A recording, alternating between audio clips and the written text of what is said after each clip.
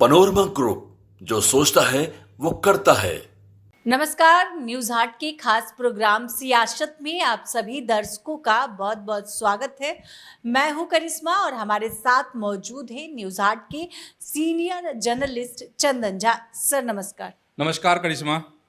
Sir, BJP के विधायक संजीव चौरसिया ने बड़ा बयान दे दिया है और उन्होंने कहा, तेजस्वी और लालू यादव को लेकर उन्होंने कहा कि फल भुगतने के लिए तैयार रहिए, जेल तो जाना ही होगा। सर, इस पर क्या कह रहे हैं आप? संजीव चौरसिया पटना में जो दीघा विधानसभा है उसके विधायक हैं और बीजेपी के विधायक हैं और सह प्रभारी हैं उत्तर प्रदेश के बीजेपी के। तो और इस खबर को हम लोग इस कार्यक्रम में इसलिए ले रहे हैं क्योंकि संजीव चौरसिया का अमूमन इस तरह के बयान नहीं आते हैं। उनको एक सौम्य नेता के तौर पर उनकी गिनती होती है और कहा जाता है कि यही सौम्यता उनके लिए खतरा भी बन जाता है।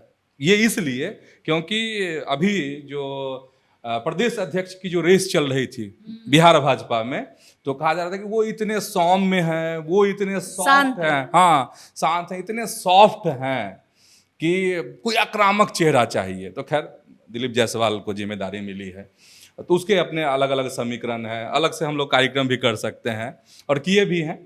तो अगर संजीव चौरसिया सह प्रभारी उत्तर प्रदेश के बीजेपी के, सबसे बड़ी बात ये है कि संजीव चौरसिया इस तरह के जो बयान नहीं देते हैं और कहा जाता है कि ये संगठन के लोग हैं और संजीव चौरसिया अगर इस तरह के बयान दे रहे हैं तो इसका मतलब यह है कि आप बीजेपी के अंदर में क्या चल रहा है या भारतीय जनता पार्टी की क्या रणनीति होगी आने वाले समय में, उसकी झलक कह सकते हैं करिश्मा इसको। क्योंकि उन्होंने जो दिया है इतने तीखे बोल संजीव चौरसिया के नहीं रहते हैं और वो कह रहे हैं संजीव चौरसिया कि जमीन लेकर नौकरी देने के मामले में 13 अगस्त की सुनवाई के बाद लालू तेजस्वी को करनी का फल भुगतने के लिए तैयार रहना होगा। ईडी ने पूरक आरोप पत्र में सबूत के तौर पर 96 नए दस्तावेज जो हैं कोर्ट को सौंपे हैं। मतलब ये है कि बीजेपी का साफ इशारा है कि बिहार की जो सियासत होगी, जो यहाँ की सियासी लड़ाई होगी, वो बहुत तीखी होने वाली है। मतलब ये है, और ये खुद संजीव चौरसिया अपने बयान में कह भी रहे हैं कि कोई मुगालते में ना रहे कि जो तीसरी बार नरेंद्र मोदी की जो यह सरकार बनी है वो चुप बैठ जाएगी, कि शांत रहेगी यह सरकार। जिस तरीके से भ्रष्टाचार पर वार जो है मोदी सरकार करती आई है, उसी तरीके से वार चलता रहेगा और इसके शिकार जो हैं अब लालू और तेजस्वी होंगे।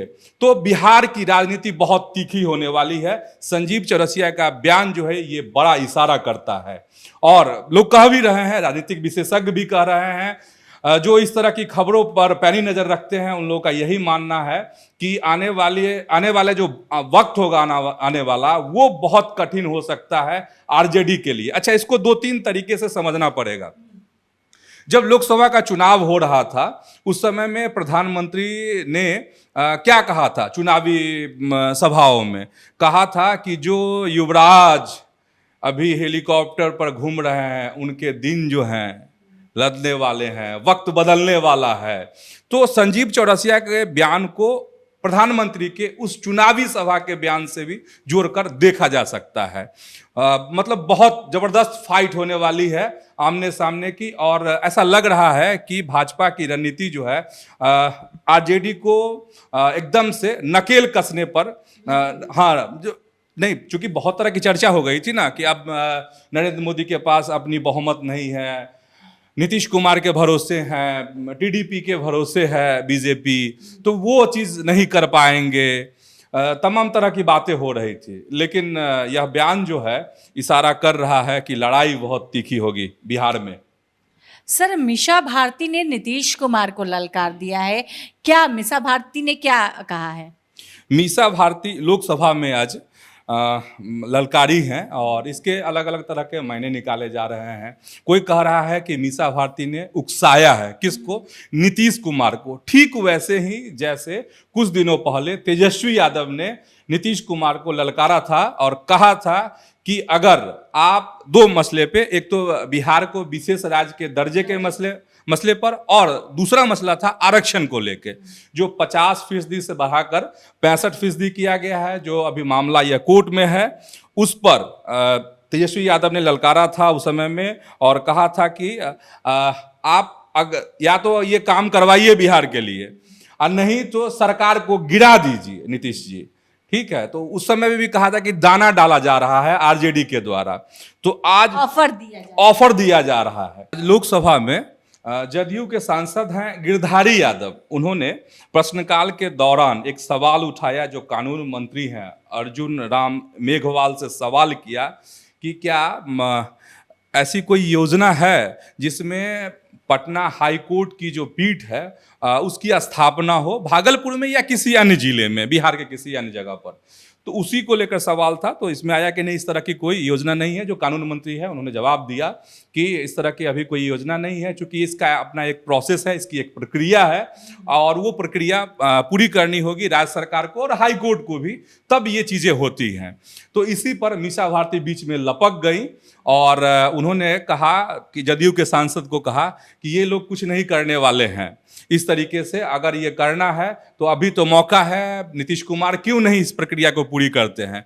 मतलब कोई भी अगर पीठ की स्थापना होती है तो उसके लिए हाई कोर्ट पहले एक प्रपोजल बना के देगा, फिर सरकार उस पर सहमति देगी, फिर उस पर गवर्नर की अनुमति होगी, तो ये सब प्रक्रिया है।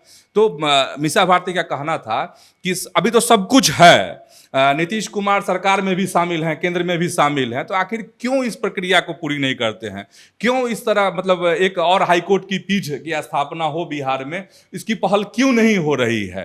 तो इस तरह का बात मतलब ये मीसा भारती घेरने की कोशिश कर रही थी।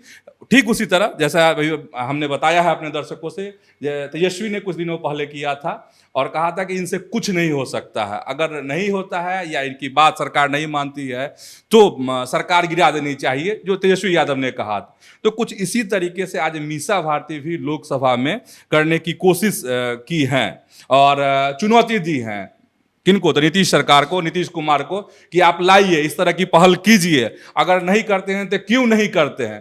तो ये एक अलग तरह का सीन उभरा है लोकसभा में। सर, बिहार में 4 जगहों पर उपचुनाव होने वाले हैं और इसको लेकर पशुपति कुमार पारस भी दावा कर रहे हैं। तरारी सीट पर पशुपति दावा कर रहे हैं और कह रहे हैं कि ये सीट हमको दिया जाए। सर, इस पर क्या बोलेंगे?